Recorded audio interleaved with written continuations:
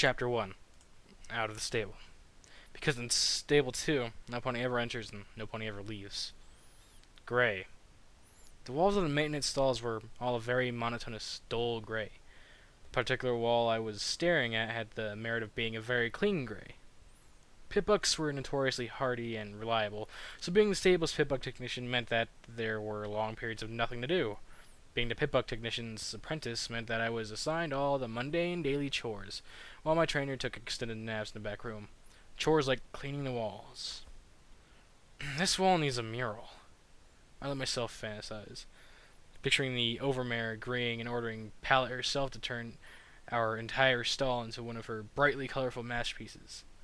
Pallet was the greatest painter in Stable 2, and like every skilled artist that made her a stable treasure, life in Stable 2 inevitably began to eat at your spirit.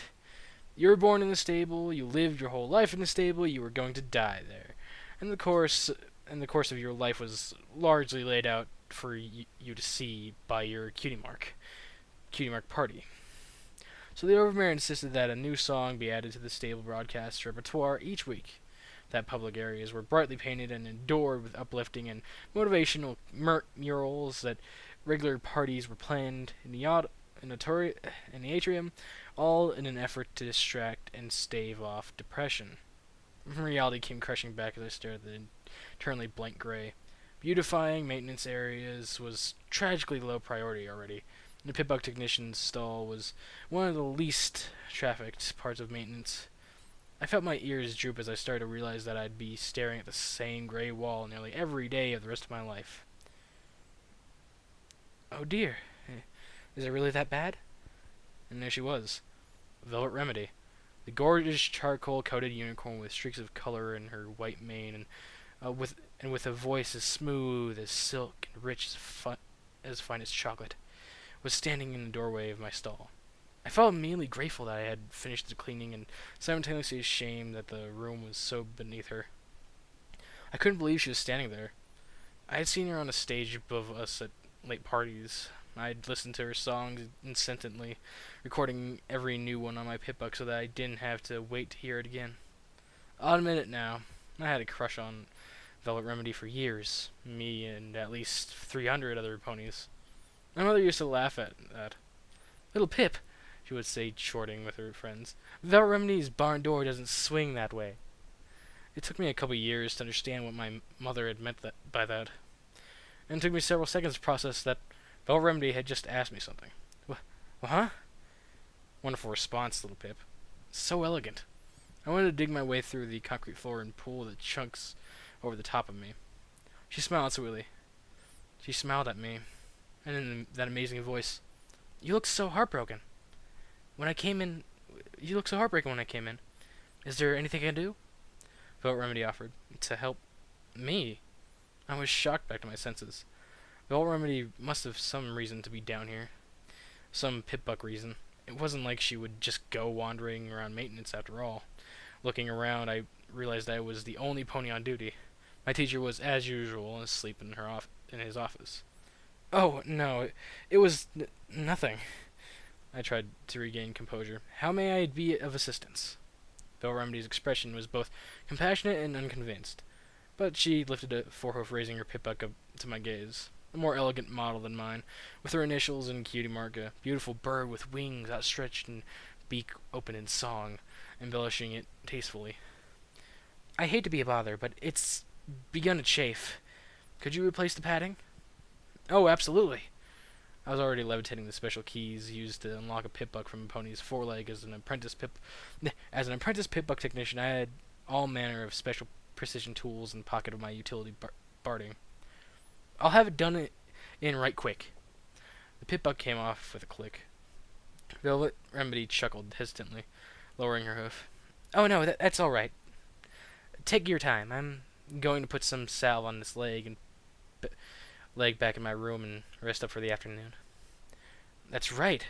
Velvet Remedy was performing on Stable 2 Saloon tomorrow night. I would have to polish it up, make it worthy of being worn above her hoof. If I spent all night on it, I could give it a full tune-up, have it running as smoothly as the day she got it, and still have it back to her before this show. Alright, I'll have it back to you by this time tomorrow. You won't be disappointed, I promise. She smiled at me again, and all the gray in the world can darken my day. Thank you. And then she turned to go. I watched as her key mark disappeared around the doorway. Then she was gone. The next day I was whistling one of the Velvet Remedy's songs as I walked down the halls toward her room.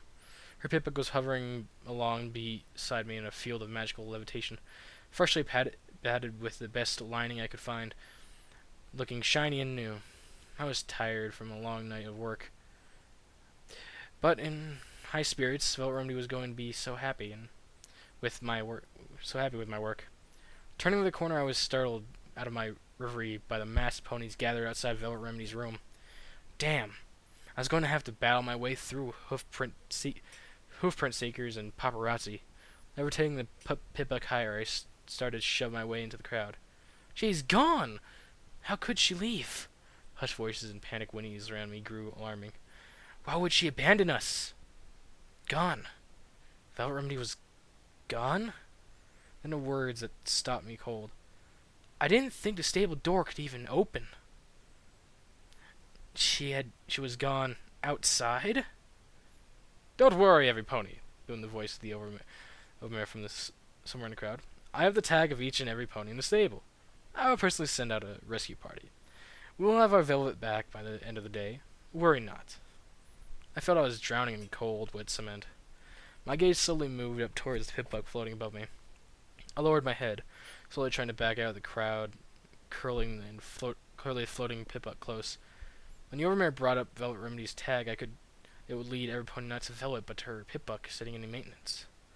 With a thump, I backed into someone, startling me enough that the levitation field evaporated in a poof, and the clean and shiny Pip-Book clattered to the floor. Turning, I found myself eye to eye with the overmare.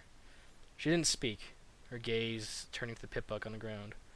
Velvet Remedy's initials and cue mark clearly visible. What is this? The overmare spoke slowly, dangerously. Her eyes turned to me. I could feel every pair of eyes. Nobody spoke. Silence poured down like a lead blanket. My mouth went dry. I couldn't find my voice. I didn't need to. I could feel the wave of loathing. Dozens of Velvet Remedy fan ponies, and I was the pony holding the reason why their idol was lost to them. The overmare's voice was low and surprisingly gentle. Take it and go to your room. Swiftly. And she didn't need to tell me twice. I lay on my bed that evening, poking at Velvet Remedy's Pip-Book as the radio on my own played yet another reiteration of the tragedy of the day. I couldn't believe it. Velvet Remedy was gone. I couldn't understand. How could she leave? Why would she go? The door of Stable 2 was closed and sealed. Only the overmare knew the secret to opening it, assuming it even could open. Which, obviously, it could. But why? Nobody really knew what was outside. If there was anything out there at all, historical books suggested the world outside was blasted, lifeless, and poisonous. That was at least the common and logical assumption. But a ghost story some pony told at my first and only slumber party had given me horrible nightmares and still lurked in the shadows of my head. A tale of a pony who somehow got the stable door open and stepped outside, only to find out that there was no outside, just a great nothingness that whisked the pony away, devouring her soul so that she was nothingness too. Empirically, I knew that wasn't the case, but the mental image still haunted me. The two things I didn't understand was that Velvet Remedy had gotten me to remove her Pip-Book so the overmare couldn't track her with it, and that I was screwed. Being the smallest pony my age, and the last to get my cutie mark, did not facilitate building friendships with my peer ponies. Mother honestly didn't help either, nor did waking up screaming at my first slumber party. So I was used to being alone, but I'd never had enemies before.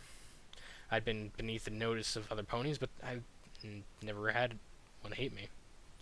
I really couldn't blame them either, even though it totally wasn't fair.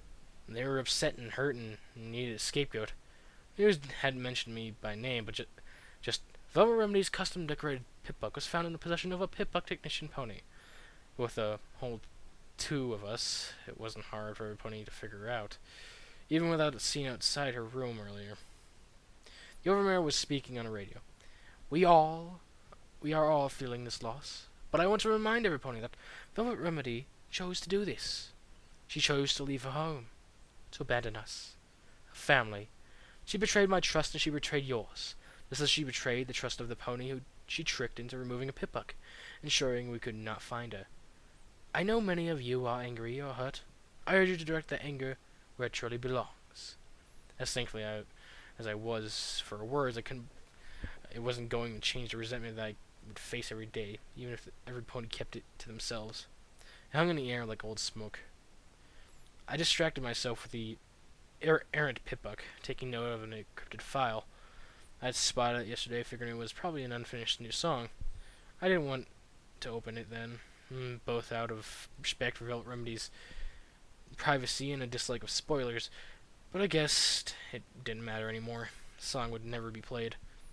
Opening a pouch on my utility barding, I withdrew an access tool that would allow me to remove the encryption safely and easily. It was a sound file. I played it. The override code for opening door to Stable 2 is CMC3BFF. I shut up in surprise at what I had heard. Swiftly I turned off the radio and played it again. I didn't recognize the voice. It was female. Kind of sweet and had a strange accent that didn't sound like anyone in the stable. But now I knew how Velvet Remedy left. I must have sat there for hours, contemplating what I should do. But finally I made my choice. I was going to go outside of her. I was going to bring her back. I stood there staring at the huge steel door that sealed Stable 2 away from the horrors, or nothingness, outside, and at the two guard ponies who blocked my way. I had my saddlebags packed with the apples and necessities, even a big book of arcane sciences for something to read. I had 2 canteens around my neck. I was ready to go, but the overman was making sure there was no follow-up acts. Insistent and glowering looks weren't getting me anywhere. My horn was glowing, but they stood their ground, unimpressed. They weren't going to let me anywhere near the control panel. Hey, I did that filly let our velvet get lost outside anyway? What the guards inquired, daringly taking a bullying step forward. The other guard looked away in disgust. I'm not sure if he was disgusted at me or if he felt like the overmare seemed to about ponies wanting to take it out on me. I was kind of hoping it was the former, considering what I was about to do to them. Thud! The metal footlocker above them dropped onto their heads and knocked them both out cold. Earth ponies.